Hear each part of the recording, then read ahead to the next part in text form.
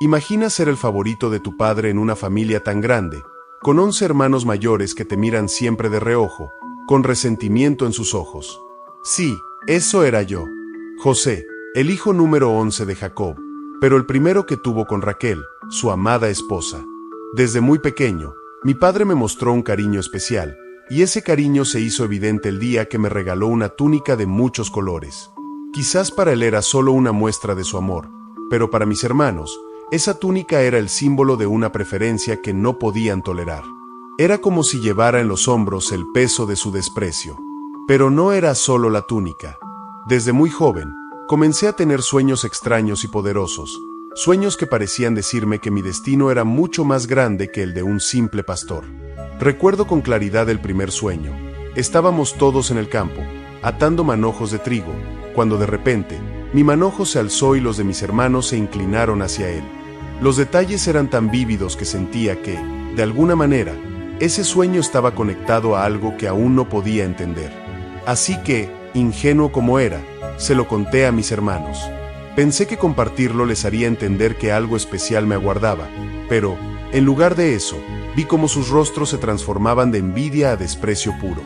Lo que no sabía era que ese sueño, y otro que le siguió, estaban encendiendo una llama de odio en sus corazones. En el segundo sueño, vi al sol, la luna y 11 estrellas inclinándose ante mí, lo cual era incluso más impactante. Esta vez, se lo conté también a mi padre.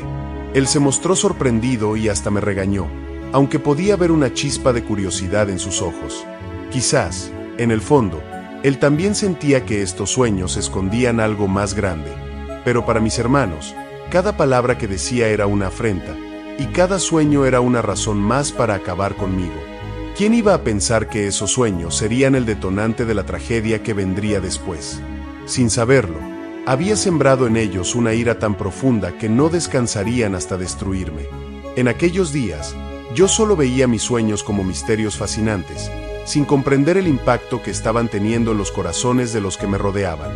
Pero el resentimiento no solo estaba creciendo, estaba tomando forma, y el día en que todo se rompió no estaba lejos. La tensión en nuestra familia alcanzó un punto sin retorno en un momento que cambiaría mi vida para siempre. Un día, mi padre me envió a buscar a mis hermanos, que estaban pastoreando lejos de casa. Mientras recorría el camino hacia ellos, no podía imaginar que ese sería el último día en el que caminaría libre. Al encontrar a mis hermanos, supe inmediatamente que algo no estaba bien. Sus miradas, frías y calculadoras, estaban llenas de odio. Comenzaron a rodearme, murmurando entre ellos con palabras que parecían una sentencia. El resentimiento que había estado creciendo en sus corazones se había convertido en un odio insaciable, y yo era su objetivo. «Ahí viene el soñador», dijeron con tono burlón y cruel. En un abrir y cerrar de ojos, me lanzaron a una cisterna vacía. El golpe fue fuerte, pero el miedo y la confusión lo hicieron más doloroso aún. En la oscuridad, oía sus voces discutiendo. Algunos querían matarme, otros, por suerte, no estaban dispuestos a ir tan lejos. Pero para ellos, mi vida era un precio pequeño a pagar por la paz en sus corazones. Finalmente, decidieron no quitarme la vida, sino venderme. ¿Venderme? Mis propios hermanos me vendieron como esclavo a unos mercaderes ismaelitas que se dirigían a Egipto. Sentí que el mundo se derrumbaba a mi alrededor mientras veía cómo las personas en las que había confiado me abandonaban por unas monedas. Aquella fue la última vez que los vi por años. Me alejé de mi hogar, sin saber si volvería a ver a mi padre o a mi hermano menor, Benjamín. Los mercaderes me arrastraron lejos, y el eco de la traición de mis hermanos quedó grabado en mi mente. Pero el dolor no terminó allí. Al contrario, esa fue solo la primera herida. Durante el viaje, mientras recordaba sus frías miradas y las voces de burla que resonaban en mi memoria, algo en mí comenzó a cambiar. Estaba solo en el mundo, y la única esperanza que me quedaba era Dios, que parecía el único que escuchaba mis gritos de auxilio.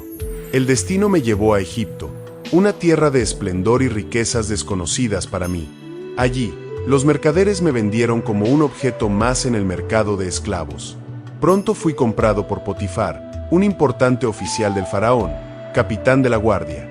Al principio, me sentía perdido y asustado, pero con el tiempo, comencé a ganar la confianza de mi amo. Potifar notaba que todo lo que yo tocaba prosperaba. Era como si la mano de Dios estuviera siempre conmigo, incluso en esos días oscuros. Su confianza en mí creció tanto que me dio la responsabilidad de toda su casa y me puso a cargo de sus bienes. La vida no era fácil, pero lograba encontrar paz en mi trabajo. Cumplía con cada tarea de la mejor manera posible y sentía que, aunque esclavo, había encontrado un propósito en mi trabajo. Sin embargo, una nueva tormenta se avecinaba. La esposa de Potifar comenzó a mostrar un interés peligroso hacia mí. Cada vez que estábamos a solas, ella intentaba seducirme. Yo la rechazaba constantemente, pues sabía que traicionar a Potifar sería ir en contra de Dios y de los principios que aún mantenía en mi corazón. Pero su insistencia no cesaba, y un día, en un intento desesperado, ella me tomó del manto, y al rechazarla nuevamente, me acusó de haber intentado ultrajarla. Potifar, furioso y cegado por las mentiras de su esposa, no dudó en enviarme a prisión. Sentí como si el suelo volviera a desmoronarse bajo mis pies. La vida me daba otro golpe brutal, y me encontraba nuevamente solo y desamparado. Pero en esa prisión, no estaba tan solo como pensaba. Dios estaba conmigo. Los días en la prisión fueron duros, pero incluso allí, Dios no me abandonó.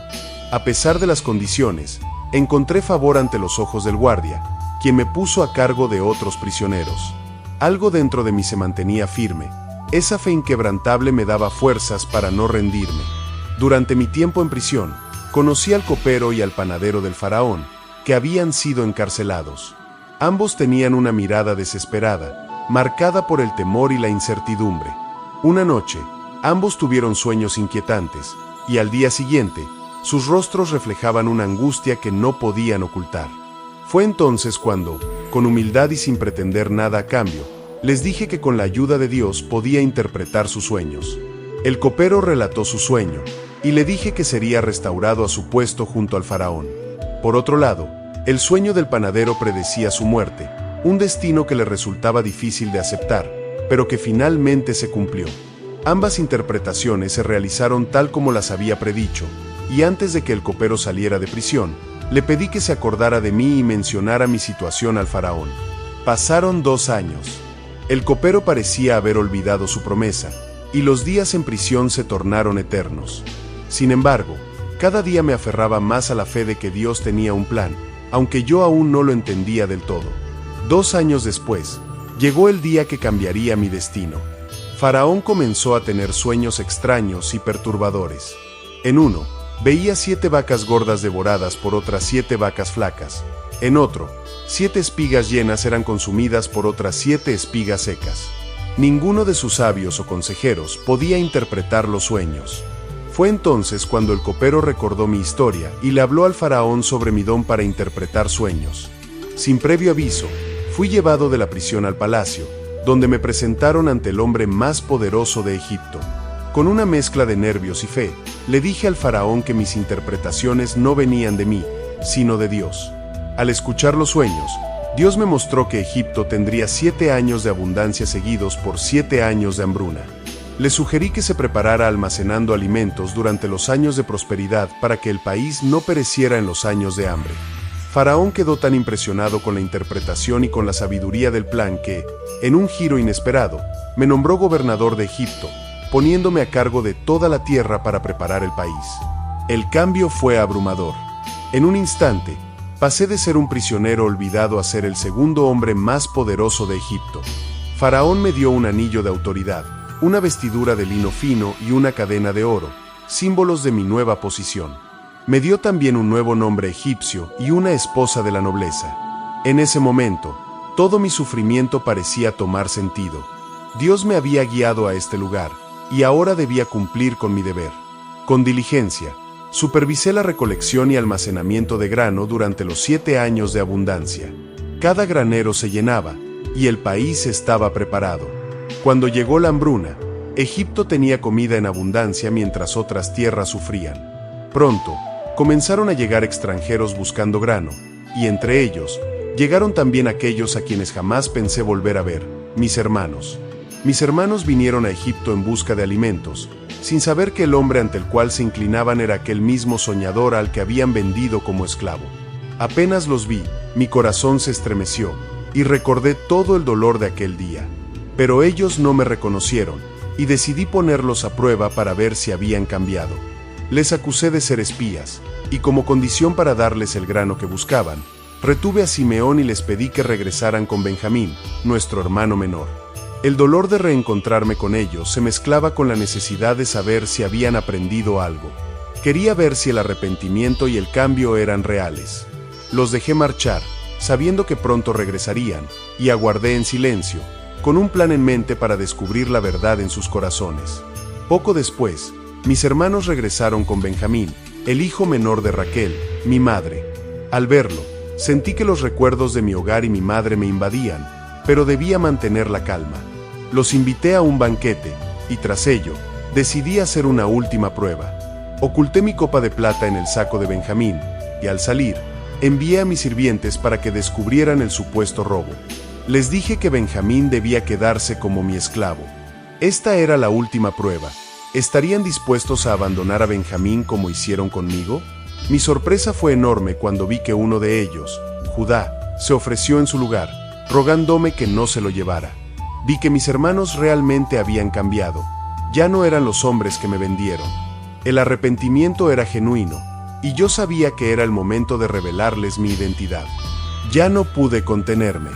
Las lágrimas brotaron y, entre sollozos, les dije: «Yo soy José, su hermano, a quien ustedes vendieron». La sorpresa y el miedo en sus rostros eran evidentes. Pensaban que buscaría venganza. Pero en lugar de condenarlos, les hablé del plan de Dios. Les expliqué que lo que habían hecho, aunque doloroso, fue usado por Dios para salvar vidas. Me acerqué a cada uno de ellos, los abracé y perdoné. No hubo rencor en mi corazón, solo un profundo amor y una paz inexplicable. Dios había sanado mis heridas y transformado el dolor en algo que jamás habría imaginado. Después de la revelación, envié a mis hermanos de vuelta a Canaán para traer a nuestro padre, Jacob. Cuando le contaron que yo seguía vivo, al principio no lo creyó, pero finalmente accedió a venir a Egipto. Al ver a mi padre, sentí una alegría y una paz indescriptibles. Había vuelto a estar con él, y con mi familia, tras tantos años de sufrimiento y soledad. Jacob y toda nuestra familia se establecieron en Gosén, una región próspera en Egipto, donde vivimos en paz y con abundancia. Antes de partir de este mundo, pedí que cuando Israel dejara Egipto, llevaran mis huesos de regreso a la tierra prometida, para descansar con mis antepasados. Mi vida fue un viaje lleno de pruebas, pero cada uno de esos momentos fue guiado por la mano de Dios. Aprendí que, aunque a veces el dolor es intenso, siempre hay un propósito detrás, y mi historia es prueba de que Dios puede transformar el sufrimiento en algo grandioso. Amén.